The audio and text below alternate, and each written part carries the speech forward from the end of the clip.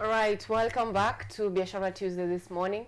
We've just had an interesting conversation on personal branding, and if you've missed it, remember it was coming to you live on YouTube at KUTV Kenya. You can also follow up because we're still live. You can just move back and get a look at it, or you can continue with us as we finish.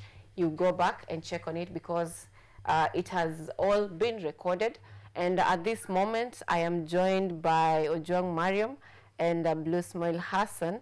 I was with Ojwang Mariam, so there's no need of doing an introduction again. But for Blue Smile, please give us a quick introduction.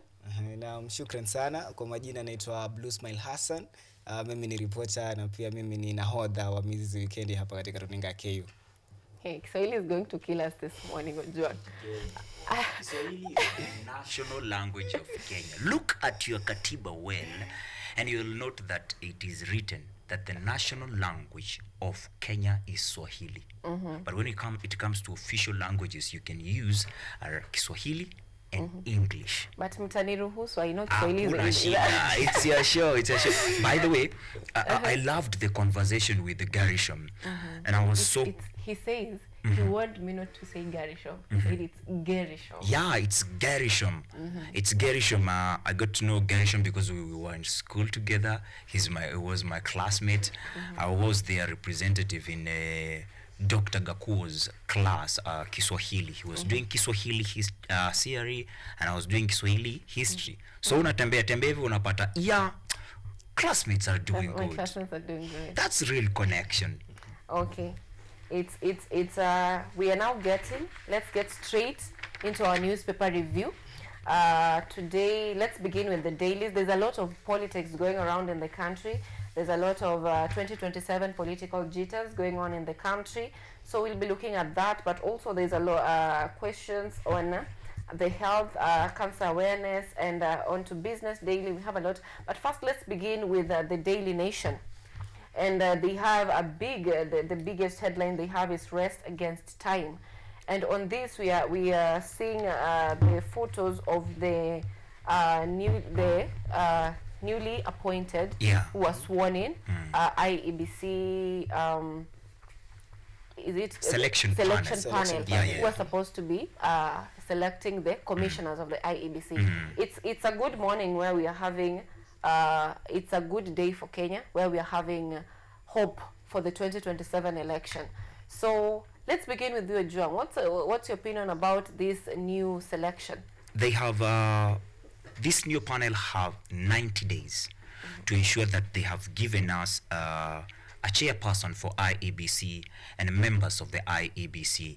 The parliament may, however, extend their term of kutafuta our nini.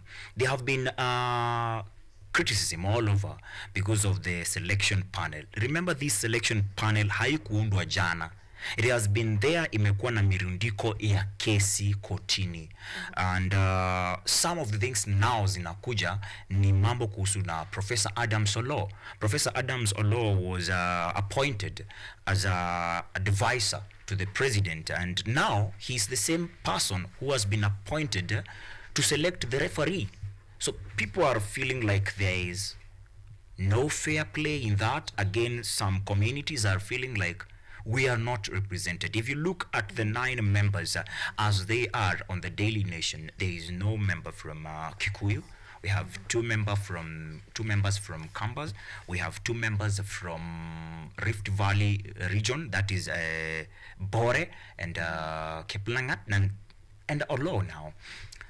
That distribution of who will help us get a referee has been raising concerns, but Kenyans at all are still happy. They appreciate the fact that all they need is IEBC. It doesn't matter who is the chair of IEBC. What matters is that we have an independent electoral and boundaries commission in Kenya. Coming to Blue Smile, what's your opinion about the new selection? Kusema kweli, unajua mchakato huu ni mchakato ambao ulikuwa umengojwa sana kwa hamu na gamu.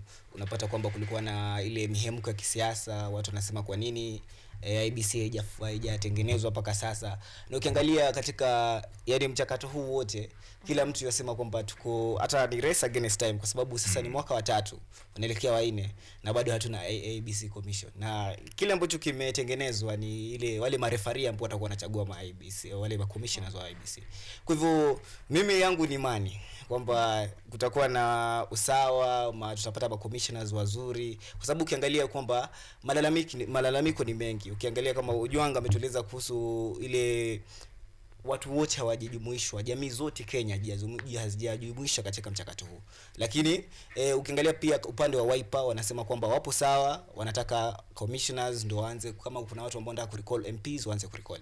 Ukiangalia upande wa rais naye yasema kwamba tayari ndio wamepeleka yale majina kwa parliament na jana yakaapishwa na Jaji Koome. Kwa hivyo licha ya kwamba kuna zile sintofahamu ama zile tashwishi ndogo ndogo, Wakenya wapo na imani kwamba hili jopo la watu ambao watachagua commissioners litafanya kazi nzuri na litawapa Wakenya kile ambacho wamekuwa kitafuta, kwa sababu ukiangalia hata wale vijana wa Gen Z wanangoja sana kwa ari jopo hili lililete commissioners ndio waanze ile shughuli ya kurecall MPs ambazo zimekuwa kiendelea katika mitandao ya kijamii. Kwa hivyo ni jambo ambalo tutafaa tungoje tuangalie tuone kama litafikaje, lakini kwetu ni imani kwamba wale ambao watakuwa wanachaguliwa pale watakuwa ni watu ambao hawatakuwa wanategemea upande wote. Wasitegemea upande ambao ni wale ambao hawasupporti serikali na wasitegemea upande wa serikali. Kuwe na usawa. Wakati huu tunapozungumza MPs wanafaa kuwa wameshtuka. Alafu pia licha ya kwamba kwa MPs watakuwa wanafaa kushtuka, kuna maeneo bunge matatu ambayo haja uchaguzi wao ulisitishwa kwa njia moja ama nyingine. Kwa hivyo kwa sasa mwaka wa 3 maeneo bunge matatu hayana mbunge. Kwa hivyo ni jambo ambalo linafaa litiwe maanani haraka, kwa sababu kuna vitu kama CDF maeneo bunge matatu nchini Kenya hajapata CDF. Basaries za CDF hawajapata. Kwa hivyo hata wajua walalamikia nani. Wale watu wakisema reject, sijui recall, wale wa jamaa hawakuwa na watu. Vitu kama hivyo. So it's a good day, and I'm also hopeful that something is going to come out of this, and I can say that before our leaders were relaxed because what are you going to do? At the moment there is something we can do. If the commissioners are selected and we have a functional IEBC that is independent and free and fair. It's one thing having IEBC, and it's also another thing having an independent election body. Now, still on hope for the 2027 election.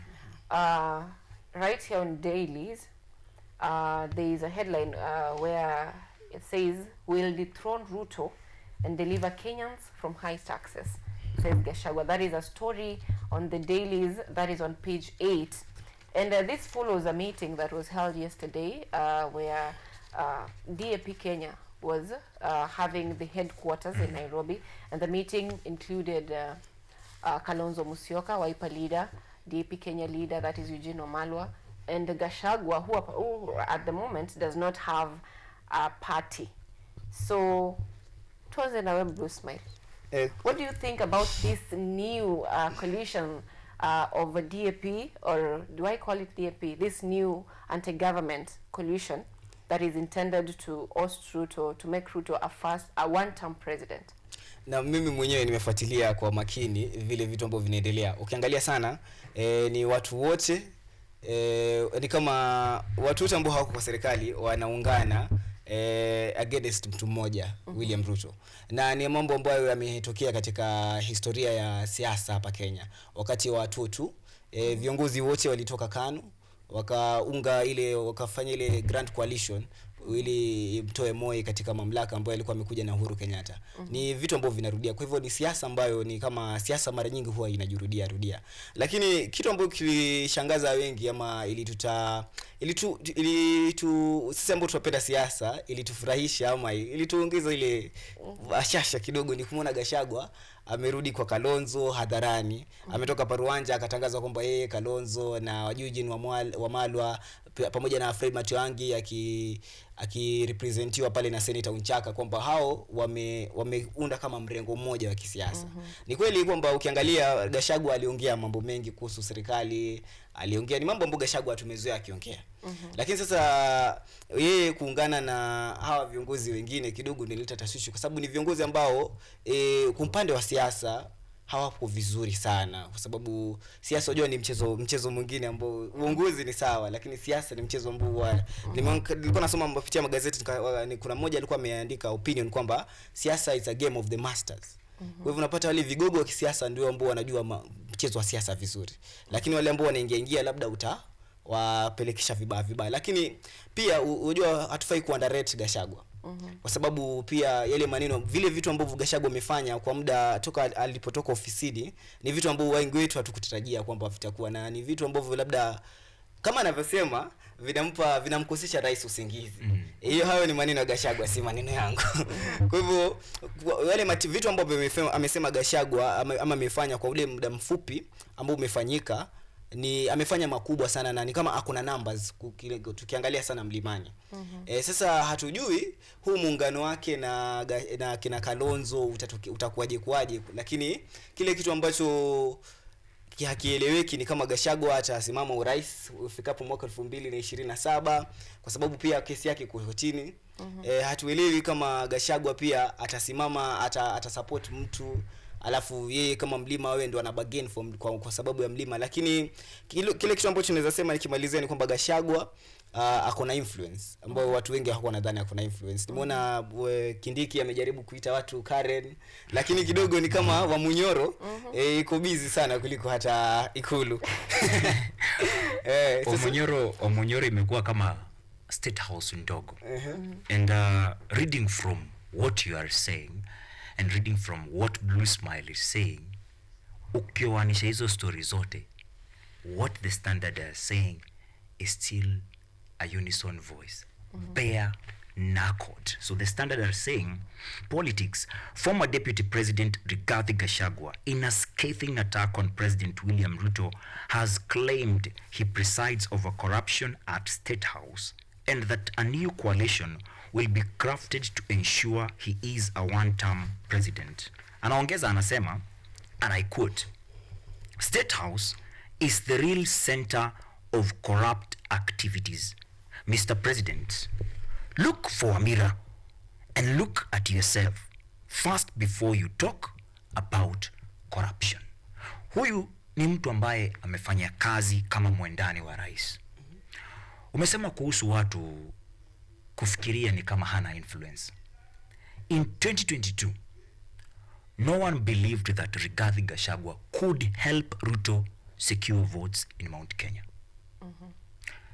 But kwa debate, something happened. The debate between Martha Karua and Rigathi Gachagua. People were saying, this guy is not a smart man. This is a village man. He doesn't know anything. In that debate, that guy did some training. He came sharp, smart, and with the family.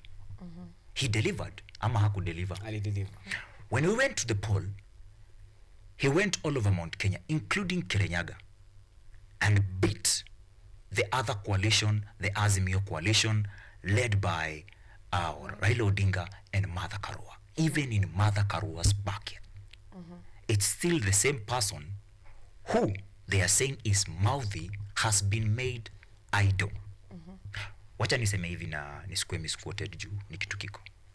An idle mind is the devil's workshop.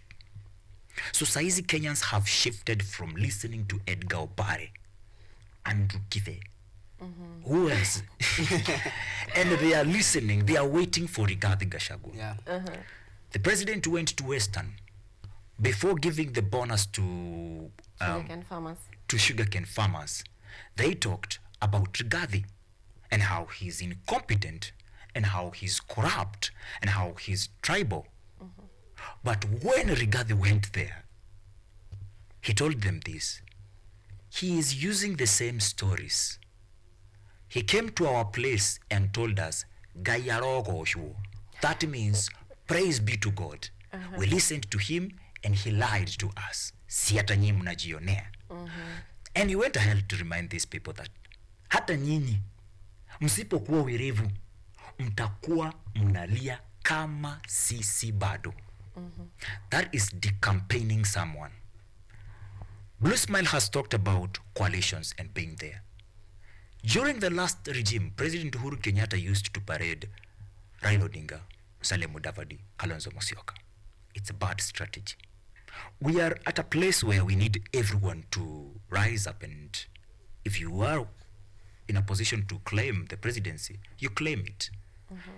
But wakiungana hivyo, watu wanapata narrative ya kuwapiga vizuri. Watu wanasema Fred Matiang'i, as fronted by Richard Onyonka, Kisii senator, who is an ODM member of parliament.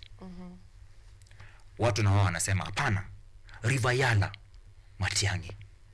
Wanatokea hapo hivyo wanasema then Martha Karua ameachana na chama chake cha National Rainbow Coalition NARC. Ako na chama kipya, People's Liberation Party. Sema hapana, yule mama kura napataga kwao ni mbili tu. Atakuwaje president? But it's still a good thing. It's a good thing because We have the likes of Okia Omtata, Mizani Africa, gave out a poll for people to vote on X or Twitter, which is a very big platform that made Joe Biden go home. US president. Na hii ni Kenya kakitu kadogo tu. In that poll, President Ruto had 20%. That is very big. Kalonzo Musyoka had 9%. Fred Matiang'i had 35%. Okia Omtata had 35%. If that is not sending a message to the current regime to work better, they will surely be what they are calling on the dailies a one-term president. It's a force yenye ni big. Saa hizi ikifika 2027, all these people who are fighting watakuwa washaacha na waseme kitu moja. We are either following this way or this way. Kabisa. Lakini Ojwang, hata tukiangalia kuhusu just before you continue, if we look, Ojwang is talking about different leaders or different parties aligning. You know, in the previous years, in the previous elections, we've only had two strong competitors. That is Raila Odinga and another competitor. But at this time, it's getting a little complicated because we are having several leaders who are saying hata mimi naweza kuwa president, hata mimi naweza kuwa president. And what does it say about this 2027 political you mentioned earlier that politics is about the masters, and Ruto in his meetings he says hata wewe umekuja jana, you know how he says these things. So what do you think is it for, how do you think this is changing the political landscape of Kenya? Kusema kweli ni jambo ambalo sisi sote tutaka kungoja tuone kutakuwaje. La pili ni kwamba kuna tashwishi ambayo ama ni mgogoro ambao unakuja ambapo ukiangalia watu wengi wameungana wanatafuta kiongozi, kila mmoja atataka kuwa rais. Kama Ojwang alivyosema, kuna Matiang'i, kuna Rigathi ambaye pia labda kesi yake hatujui mahakama itaamua nini. Pia tuna Omtata, tuna Eugene Wamalwa, kuna viongozi wengi, hata Kalonzo mwenyewe yupo pale ndani. Kwa hivyo wale viongozi kutakuwa na mgogoro, kwa sababu huu mgogoro ambapo watu wengi wanajaribu kuwasiongelee ulikuwa hata wakati wa 2002. Pale Raila akaamua kusimama na Kibaki, watu wengi walikuwa wanataka kusimama. Lakini sasa hii ukiangalia zile zitoaje hizi characters za wale watu ambao katika huu muungano, ambao kuna mtu kama Rigathi. Ni mtu ambaye si kwa ubaya, lakini huwa ni mtu ambaye anataka kitu chake kie mlima kwanza. Na ni si mtu rahisi kuingia naye katika makubaliano. Watu kama Kalonzo mara nyingi amekuwa kiachwa nyuma sana. Kwa hivyo yeye atakuwa na imani kwamba huu ndo mwaka wake. Kwa sababu hata ukisikia katika mazungumzo ya Kalonzo anasema if I'm president nitasign executive orders once I get to power. Wote hivyo wale jamaa wengine waseme Kalonzo wewe na huna influence. Itakuta kwaje? Kwa sababu most of the time wakati wa Moi ni mimi ni mgeni katika ulingo wa siasa, kwa sababu mimi ni mtu wa 2000s. Wakati wa Moi watu wanasema kwamba Moi alikuwa anapenda kutumia ile divide and rule. Na kidogo rais naye siko baya, lakini mwanafunzi wa Moi. hatujui atatumia mpango gani. Lakini ni vitu nishaanza kusikia mambo mlimani, mambo ya Mlimani umegawanyika, mlima umegawanyika, Western kumegawanyika, Nyanza kumegawanyika. Kwa hivyo yeye ni kwa sababu rais pia ni mtu ambaye hafai kuwa underrated katika mchezo wa siasa sana, kwa sababu ni mtu ambaye ana uzoefu. Kwa sababu watu hata ukiangalia mara nyingi watu hawajui rais atafanya nini. Watu wanangoja rais afanye nini ndio akiongelee. Hakuna mtu alikuwa anajua kama rais ataungana na Raila. Sasa hivi watu hawako wanajua kama rais ataenda kupeana bonuses, Mumias, na kidogo watu wa Mumias wanaona kama wanamfurahia rais. Kwa hivyo rais ni mtu ambaye akiamua vitu ambavyo viamua mara nyingi huwa vina influence sana nchini, kwa sababu hata kama yeye akiamka tu aende pahali, yeye ni rais. Hata safari zake za ndege yeye ni rais. Kwa hivyo hata kama kuna zile watu kadhaa wanasema hivi na hivi, lakini yeye kama rais hakuna hiyo influence. Kwa hivyo yeye hakuna influence na kile ambacho kitakuwa kina happen kwa kambi ya opponents wake. Kwa hivyo sisi kutakuwa kila ambacho mimi naona kutakuwa na vitu vingi ambavyo vitakuwa vinaendelea katika kambi ya upinzani sana, kwa sababu watu wameungana. Kila mtu anataka hiki. Mtakubaliana, huyu anataka rais, huyu anataka naibu wa rais, huyu anataka cabinet secretaries wangapi. Alafu unajua si Kenya si mambo ya cabinet secretary, kuna ma PSs. Kuna pale ambao watasema watakuwa wanagombania ugombeanaji, kwa sababu kama Nairobi wanasema sisi tunafaa tulete governor mmoja, wengine wanasema governor anafaa awe mtu wetu. Kwa hivyo kuna vitu vingi ambavyo vinafaa viangaliwe pale, ambavyo wasipokuwa makini watajivunja wenyewe kwa wenyewe. Having in mind that our president has never lost an election. So, since he was an MP. So on is it interesting facts on the same. One, you can never teach an old dog new tricks. President Ruto is a student of Moi, as Blue Smile Hassan says. But when was that? In the 90s. Blue Smile himself was not born. If Moi was doing all manner of gaggling, torturing people in the Nyayo house, abducting people, kuongea ukweli wa Mungu, can cheat, can die, Blue Smile Hassan did not experience. So you cannot use the same tactics on him and everyone else who was born after 2000. And these are the people who are being called the Gen Zs, the young people of this country. And they will rise up. They don't know Moi, they know Ruto. The question will be, what has Ruto done to them? Their parents are full of fear.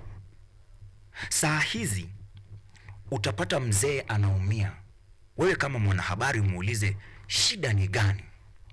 Lakini kwa sababu aliona mama wa 61 years akikuwa abducted kwa sababu aliuliza maswali kuhusu SHA na yeye ni medical practitioner, huyu mzee ambaye ni baba mboga ama mama mboga, yeye ataogopa kuongea. Umeshika? But for Blue Smile Hassan, yeye hataogopa juu yeye hajui Moi, hajui huu ubaya wa Ruto. Ruto amekuwa rais mara ya kwanza. And it's also brings me to the next point, that when you look at the poll nilikuwa nimesema ya mizani, Ruto 20%, Kalonzo 9%, hawa wawili wamewahi kusimama. Listen to this. Dr. Fred Matiang'i has never contested for a presidential seat. Okia Omtata is a first-time independent senator for Busia, but he still got 35%. The quest for fresh blood to leaders is still guiding Kenyans. The quest and the pain of young generation and their parents and parents above them will still guide people during the 2027 general elections. It's too early for people to say that Ruto will carry the day or something like that. Ruto was hard on top of a car saying that munahara mapema. The point that he should know is that pia yeye yako kwa same boat. It is saddening.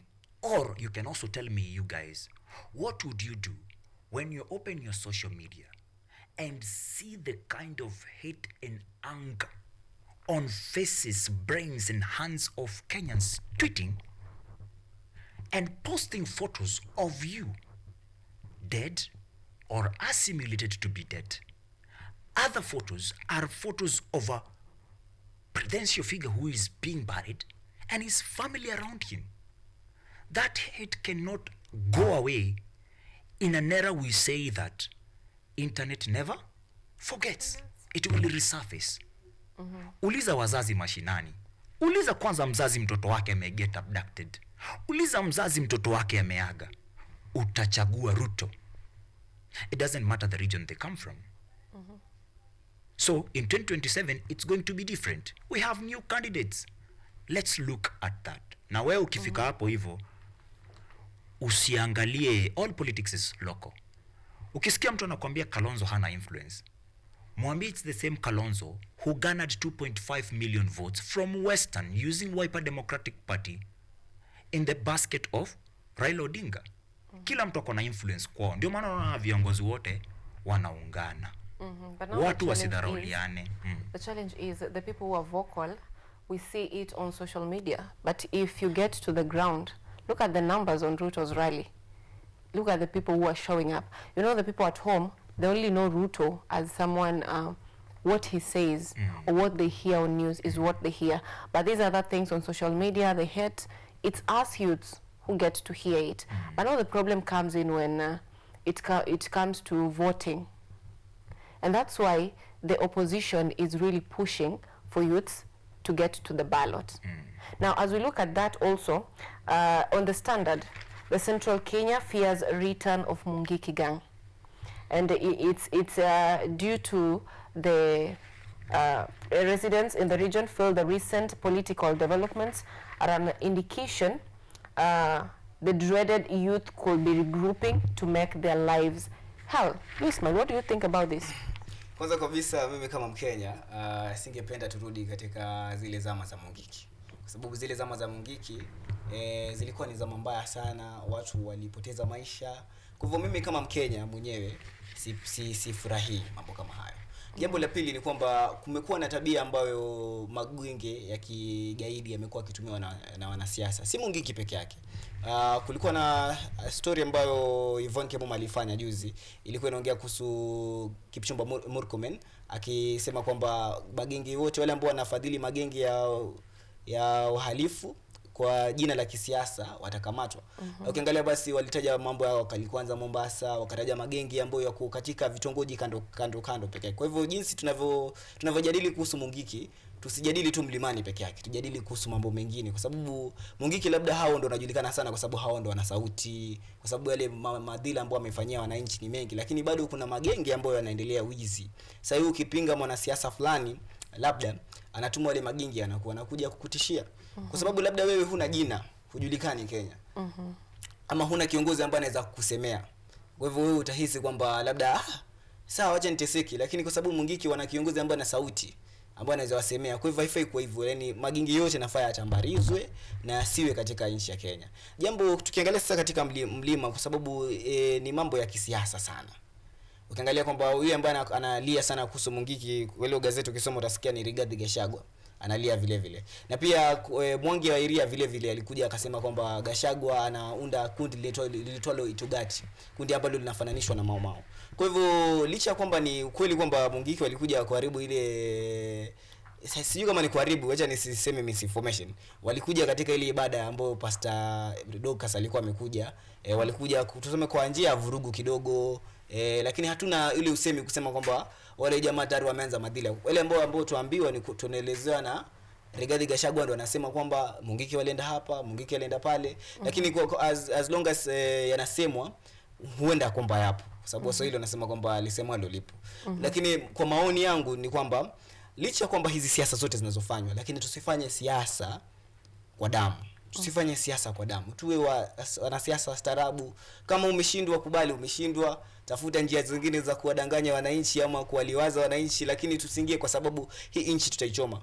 Na ukiangalia pande zote kulingana na jinsi ambavyo pande zote nazisikia, Rigathi Gachagua yeye mwenyewe ndo alikemea genge la Mungiki. Ukisikia Rais Ruto aliposimama kule akawaambia wa Kenya waache kutengeza picha za watu ambao katika mazishi watu ambao wamekufa, wasingiza wanasiasa katika masanduku. Yeye mwenyewe alisema kwamba mkiendelea kufanya jambo hili mtatupeleka kwa, leo umeniweka mimi rais, kesho utaweka rafiki yako, kesho kuto utaweka mtu mwingine, alafu kutakuwa na vita. Ukisikia tu, ukimnuku vizuri utasikia kwamba yule jamaa rais anasema kwamba hataki vita, tusiende katika mrengo kwa sababu kutakuwa na vita. Kwa hivyo hata wewe rais kwa upande wake hataki vita. Ndio maana wakati wa Gen Z walileta wale wanajeshi ku make sure kwamba hakuna vitu vina escalate more. Kwa hivyo hata yeye rais kulingana na jinsi anavyoonekana hataki vita. Upande mwingine wa Regathi na wengine hawataki vita. Kwa hivyo mbona tuende katika mrengo wa Mungiki sisi kama Wakenya? Okay, Blue Smile has raised a very good point, Ojuang, that it's not just about the Mungiki, it's about the nationwide gangs that are running this country. And if you hear clearly, if you are close to people in the political space, most of them say you cannot be a politician without having goons. Yeah. Okay, I'll not say all of them, but most of them happen to have goons. Even Joho said that nitawaitia wangu. Most politicians are goons. So what do you think about this? First of all, I am a diplomatic man. I love diplomacy. I love we sit, we formulate this, and it works. Not violence. Sipendi violence hata kidogo. Some people may mistake that because of maybe my body size. Seme hivi yako kamwili yako nikakutorokea vita. But it's because I understand reasoning ni better than kupigana. Tutapigana na kesho tutarudi hapo kwa reasoning. It is not only Rigathi Gachagua who is crying about the insurgents of Mungiki. A woman quoted on the 5th page of the Standard from Murang'a, her name is Jane Kiago, says, as women who witnessed the horrors of Mungiki, we pray to God to thwart any efforts to revive it. Some women were even forcibly circumcised to align with their beliefs. She is a woman. Blue Smile said anaweza ogopa isikuwe misinformation. What really happened at the meeting, the prayer meeting of Pastor Dorcas Rigathi Gachagua, which Maina Jenga graced as a person mwenye anataka kuomba, there were fracas. Women will feel fear when men start being masculine about even matters that involve God. Wacha tuombe tuende. Saa hizi inasemekana nani anape Maina Jenga this power? It is the current deputy president. By the way, the former deputy president stands impeached. Smiles. There is nowhere he can run for president as at now, according to our constitution. He was impeached in the National Assembly. He was impeached in the Senate. He lost a case. And now we are talking about appeals and cases challenging the legitimacy of Professor Kithure Kindiki. Now, Kithure Kindiki needs support from Mount Kenya. He goes for Maina Jenga. It is said that Maina Jenga was a soul who converted to Paul ati saa hizi yeye ni bishop. Umeshika? But wamama bado wanaogopa. Wanasema twice beaten, once shy. Again, let us stop making this a Mount Kenya issue. That you can go to other regions and say that Mount Kenya wako na Mungiki. Utapata Wakisii wakialign washikane. Nasemekana those people are woke. Waluo wakialign washikane. Those people are woke. Wakikuyu wakifanya makosa waonge. Those people are tribal. When will we as a country unite? When will we as a country say enough is enough? Kuongea ukweli wa Mungu, can cheat, can die. Everyone is feeling the pinch. Check at the business daily. Right now, civil servants are decrying. They are crying that their pay slips are slashed. There are other people wenye wao walikuwa wamezoea kukulaga lunch ya free. Wanaitwa wanajeshi. Sasa wameambiwa vile wa Kenya wengine lunch ikifika wanainama. either muiname ama mjinunulie chakula. Are those happy people or not happy people? No one is happy at the current state we are in. Hawa wanalia kuhusu pesa ni civil servants. What about the unemployed back in our communities? And most of them are even opting to leave employment. Yeah. Because if your salary is slashed to almost a half of it, Bas. then you're like, why am I working? Where am I going to work? All Imagine. you do is wake up, go get your salary, pay rent, buy food, and the cycle begins again. You get to borrowing again. Bas, ndio maana utaona Western 180 million shillings was splashed to the President Ruto's tour. Wewe uko jobless. Umesikia Ruto anakuja. Na kila mtu anaenda kuona Ruto analipwa. Umeshika? Si utaenda tu. I would urge everyone. Wewe ukisikia mwanasiasa anatokea na anapeana pesa, please kula. Mbona ulale njaa ati juu Ruto anakuja na unamchukia na utaki kukula hizo pesa? I had another bishop saying, mimi nikipewa pesa sitarudisha. But when it comes to ballot, siasa hainaga deni. Si hata baba 2022 Azimio niulize, by the way, I was a chief campaigner in Jubilee Party.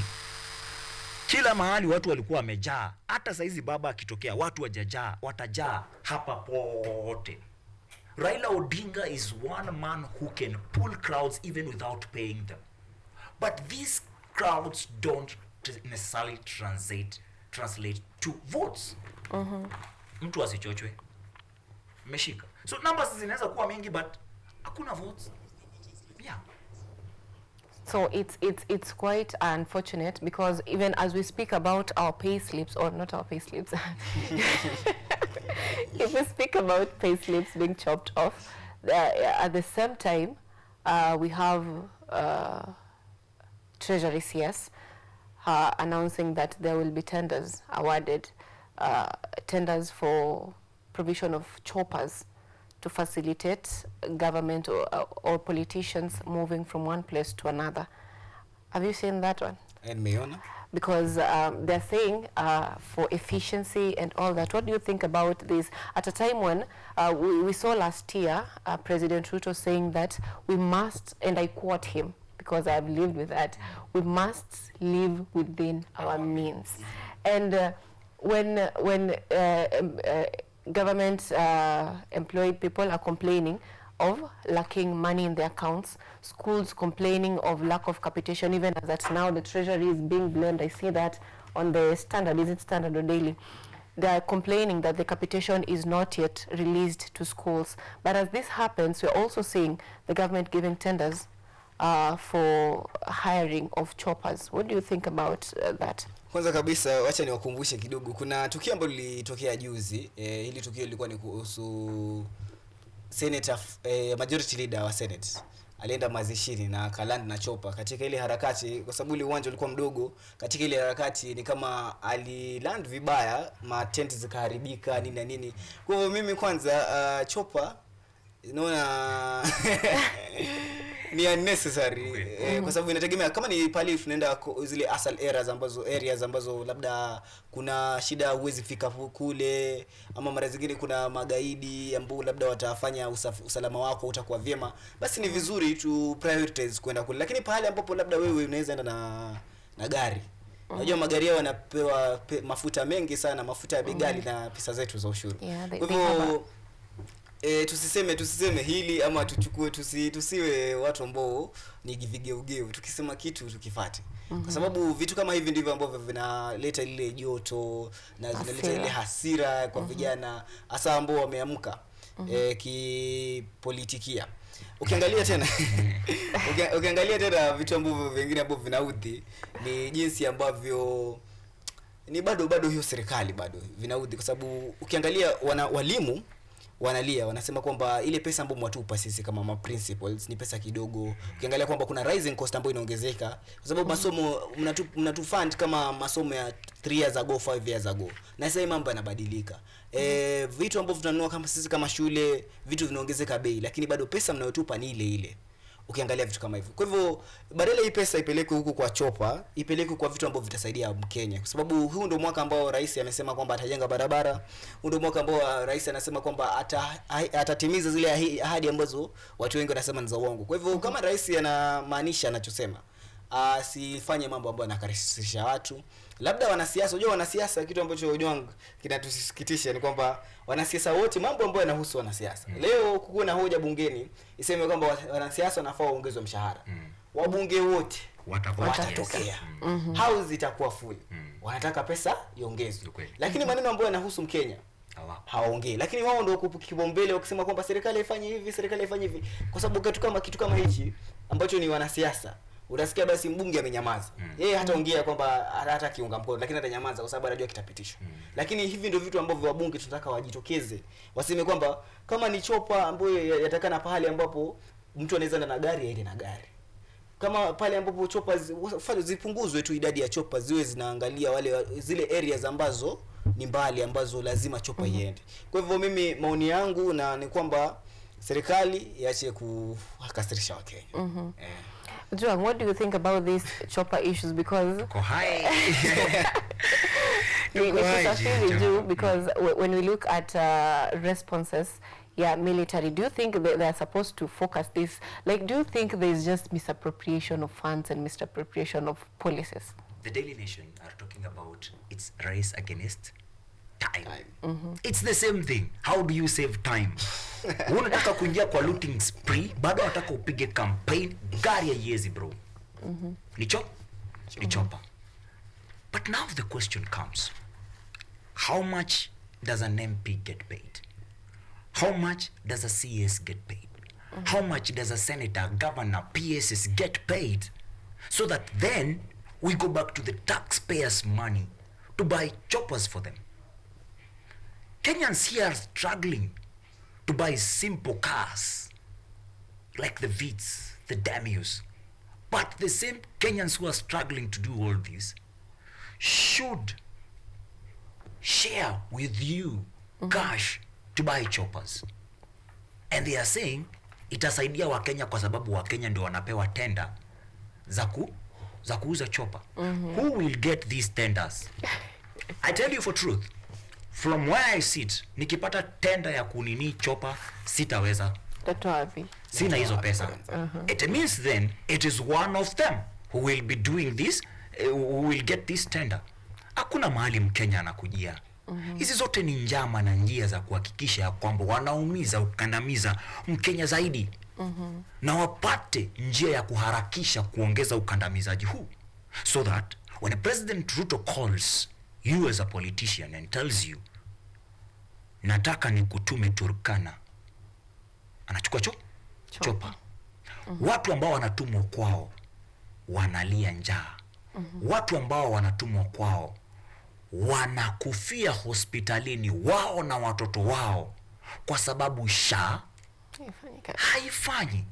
SHA yenye inakuletea SHIF yenye imesumbua hadi rais mwenyewe akisimama mbele ya watu, kwa mfano Embu, kando ya rais aliyetoka Uhuru Kenyatta, hataongea kuhusu SHA, hataongea kuhusu SHIF, ataibatiza jina mpya, bila maji, bila mafuta, bila padri, bila bishop, aite Taifa Care. You still call it Taifa Care? You don't. But ikuwe Taifa Care, ikuwe SHIF, ikuwe SHA, ikuwe universal healthcare coverage. Grace Njoki Mulei was abducted 61 years of age because of saying it doesn't work. Na inakosa kuwork, time same government wanaongelelea Mbadi kwanza. Mbadi is a bad man. He's talking about wapeane tender, politicians wanunuliwe chopper when they are chopping us on the board juu tunakufa njaa. Tunaelekea wapi? Nani atatusaidia? Solution ni gani? Naamini bado ni sisi kama Wakenya. It is quite unfortunate, and even if we don't want to believe Rigathi Gachagua when he's saying that this government does not care about you, because we think that they were in the same government, so they are both the same. And as much as we don't want to believe him, they are the same. It happens in kukasirisha, and you are like, ukweli, they are the same. Hata ukiangalia hii picha, bado wanakaa the brothers they were in 2022. But sasa the clear separation is mmoja wake the same way saizi tunaweza kukushika tukupeleke jela. Mmoja wake has paid the ultimate price.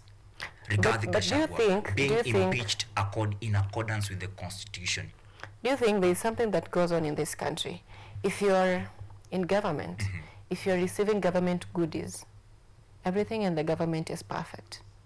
But if you get out of the ukikasirishwa tu kidogo wakunyime kazi kidogo hivi wakutoe kwa WhatsApp group kidogo, the government is bad. Lakini anasema ukweli kwa sababu ukiangalia hata Rigathi alipigania asitolewe.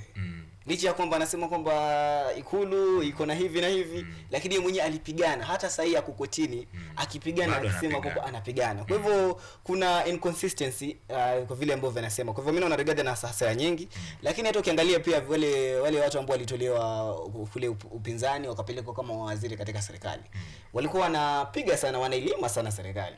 Sasa hii hao ndio wanasimama juu ya magari wakisema kwamba paka 2032. Anyway, wacha tungoje. February is around the corner. Tunangoja tuone kama February itasaidia sana.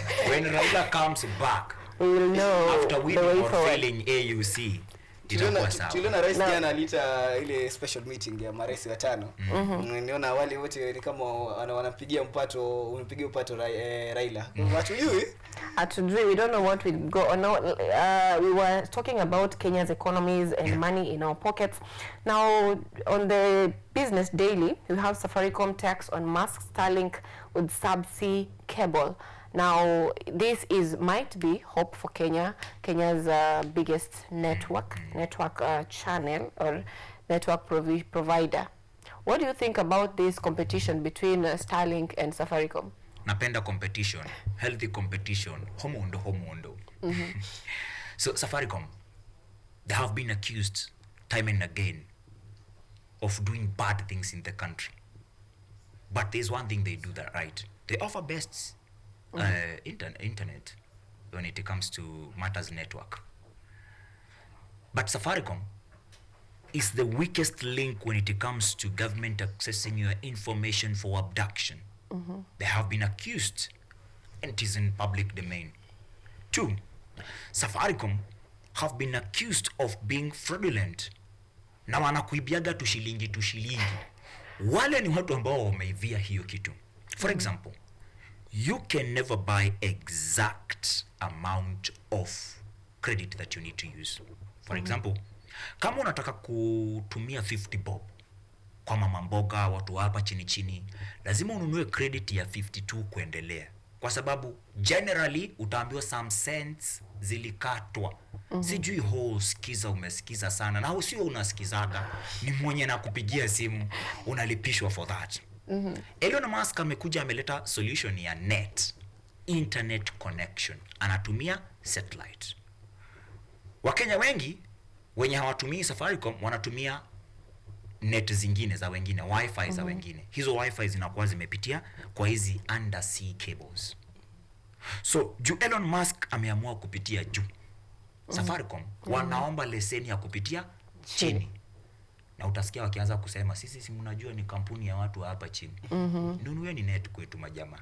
So Blue Smile, what do you think about this competition between Elon Musk and not Elon Musk, let's say Starlink and Safaricom? What do you think? Do you think Safaricom is going to be at a better position because it's becoming unpopular day by day because of its relation to abduction cases and information? Kusema kweli ni maandamano ya Gen Z yametufungua macho na ameleta mengi, yameharibia watu biashara, wanasiasa peke yake na sio hata wana biashara wa teknolojia za network pia wameguswa. Mmoja wapo ambao umeguswa ni Safaricom. Kwa sababu kama ulikuwa unafuatilia vizuri katika ile mazungumzo ya mtandaoni, watu wanasema kwamba Safaricom kama Ujonga alivyosema ndio inayoipa serikali ama wale ambao wanafanya utekaji nyara wa Kenya zile data. Kwa hivyo ukiangalia sana pale wale vijana wa Gen Z hawana imani na Safaricom. Ndio maana wengi walikuwa wanatuma barua pepe kwa Elon Musk kwa kumwambia basi alete Starlink Kenya. Kumbuka basi hili sio ombi la Elon Musk mwenyewe, ni vijana.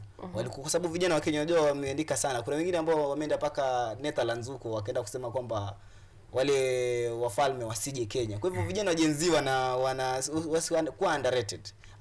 Kwa sababu hao ndio wameita Elon Musk, na Elon Musk ameona kwamba huenda kwamba ni jambo zuri kukuja Kenya na wacha tuone kutakuwaje. Kwa hivyo ile competition nayo ni nzuri, kwa sababu kama watu wakiwa monopoly kuna vitu ambavyo, kwa sababu kuna mitandao mingine lakini ni kama wako monopoly kiplani. Kwa hivyo kuna jinsi ambavyo wanajisikia na labda hawafanyi vizuri, wanaona kama wanaweza fanya vitu na wasifanywe kitu chochote. Hiyo ni one of the other things.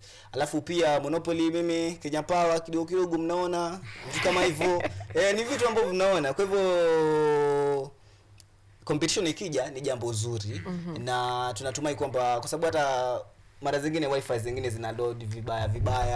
Kwa hivyo mtu atakuwa na option akisema kwamba mimi sijisikii na Safaricom, anaenda kwa inaitwa Starlink. Kwa hivyo ni jambo zuri. It's an opportunity for each provider to up their game. It's a good thing for Kenya as we see competition rising. Now as we conclude, because time muda unatupa kisogo. Kiswahili leo kinatumaliza.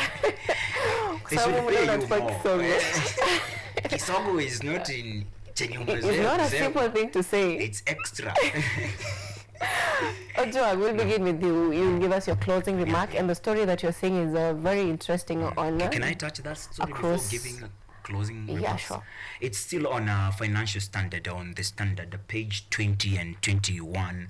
They are talking about devolution scorecard, the sectors driving counties, and the key numbers are geared towards counties with low economic growth rates. These counties include Embu County and Mount Kenya region with 0.9%, Elgeyo Marakwet 1.2%, Nyamira, Bungoma, Kisii. Sawa, tuki hapo mbio tuingie the sectors ama counties which have key sectors in the counties kama agriculture. That agriculture is producing 8% of our GDP, na greatest contributor pale hivyo ni Meru. Meru County, they're doing so much in terms of revenue wanaleta in agriculture, na hawa wa Meru si tunajua kile ambacho huwa wanavuna sana. Sure. Ukweli ukipanda pantosha unavuna pankwisha. Haya, wengine ambao wanavuna pantosha ni Nakuru 6.3%, Nyandarua 4.5%. Everyone knows cash crop ya Nyandarua. Waru. Murang'a 4.1%. In this particular county, the governor has been praised so much for what he is doing in terms of agriculture. Anapea Irongo Kangata is his name. Anapea wakulima mbegu. Anawapea fertilizer. Alafu anawaambia mkimaliza kuuza mahindi na maembe, juu ndio najua sana, mnatuuzia sisi kama county at very good prices. Haya, tukitoka hapo hivyo tunaingia Kiambu. Kiambu is also doing well. So when it comes to manufacturing, Nairobi takes the lead, Mombasa, Kiambu, Machakos, Kilifi. I'd urge the reader to ensure that he or she gets a copy of the standard and see county yake inafanya aje. Nikimalizia, to our leaders and those that advise these leaders, let us be empathetic to our people. Let us understand and put ourselves in the shoes of our people in the community level. For example, in our constituency, Roysambu constituency, I told the world about some kind of engineered darkness. Hiyo ni karata au sakata ya watu kulia zaidi juu ya ukosefu wa stima, watu kulia zaidi juu ya insecurity. The same KM tumeweza kuokota mpaka mili ya watu kuuliwa na kutupwa kina mama. Wakaletewa transformer yao ambayo ilikuwa imeharibika ya 200 kVA according to Kenya Power statement released yesterday 27th January 2025. Wakatoa ya 200 wakaleta ya 315. When they brought that transformer, they did not communicate to Kenyans living in KM Kiwanja, who include university students of Kenyatta University, that this transformer mtatumia kidogo tuchukue. They told them, sasa tumeleta solution. Hii ndio tiba ya stima hapa. And as residents, they felt good that now they have a better transformer. But there is an order from above to reclaim that transformer. An order that has made KM residents be in darkness. What has the area MP, Augustine Kamande Mofrika, been doing? amekuwa akilipa watu wake wa downplay the story, waonyeshe vile ni joke. At some point they even made it a femicide situation, that watu wa stima walikuja wakapigwa sijui nini, na ndio maana kuna hali ya mshike na mvute kati ya KPLC na wakaaji wa KM. Mshika. But bado watu wanaumia. Saa hii as we speak on this show, inasemekana timu Afrika ako KM anataka kutengeneza transformer. Why could he not have done that a week ago? It's simple. If you are a leader and you care about your people, you should provide solution other than covering the solution, insulting the solution, downplaying the solution. Tukue better, ndio to get better sote. It's our community and we should look up to it. Sisi vijana tukiharibu hizi zote tutaishi wapi katika siku zijazo? Ojwang, mtoto wa Mariam, Senior Warrant Officer 1. Shukran sana Sylvia. Thank you so much. Ojwang Mariam is calling on leaders for accountability. Blue Smile, please give us your closing remarks. Mimi nitawapeleka Goma kidogo, mambo ambayo hayaendelei kule vizuri. Kuna jeshi la M23 kidogo, kulikuwa na kama prison break kule. Kwa hivyo mimi my thoughts and prayers na zipo na watu wa Goma. Naomba mambo yasiharibike sana kule Goma, mambo yawe vizuri. Maneno yangu ya mwisho ni kwamba wakazi wa KM hawana mtu, si taasisi, si viongozi, wote wamewaacha. Hakuna wamezoea, kwa sababu kule KM niungane tu na Ojwang Meshawa Mariam, ni kwa sababu hata mimi ni mkazi wa KM, na kule lugha ambayo tunajua ni maandamano, kwa sababu hata transformer ambayo yatolewa sahihi tuliandamana ndio ikaja, na sasa wanatutulia tunaandamana tena, wakitutulia, yani lugha ambayo tumezoea ni maandamano. Kwa hivyo ndio maana ukiona watu wameenda paka kule Mombasa Road ama Thika Road kunradhi kufanya yale maandamano, ni kwa sababu viongozi wenyewe wamezoesha wakazi wa KM kwamba lazima waandamane ndio vitu viwe. Kwa hivyo naomba Mwafrika isiwe tu sahihi, aendelee kuwa nasi kwa sababu hata MCA mwenyewe ametuacha. Kwa hivyo nikimalizia kwamba naomba tu mambo ya vizuri, wakazi wa KM waache kulalamika kwa sababu wengi ni wanafunzi, wengine wanafanya kazi. Kwa hivyo siku 3 sasa bila stima. Kama ni watu ambao wanaenda kazi kwa ofisi hata pasi hawapigi. Kwa hivyo ni jambo ambalo linasikitisha. Kwa hivyo asante sana Sylvia kwa kuniruhusu nijiunge nanyi.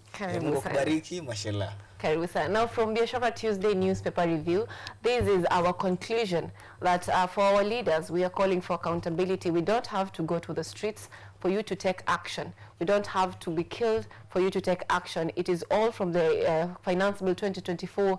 Now it's on the transformer students. They are complaining that the university, the leadership has left them. Now the clarion call is for leaders to take accountability before it's too late. Now that is it from Biashara Tuesday this morning. For our guest, thank you so much, Ojwang. Thank you so much, Blue Smile. And we also had Gamaliel Gerishom, who took us through personal branding. In his absence, also, we thank him so much. Now, this brings us to the end of Biashara Tuesday on this 28th day of January 2025. See you next week.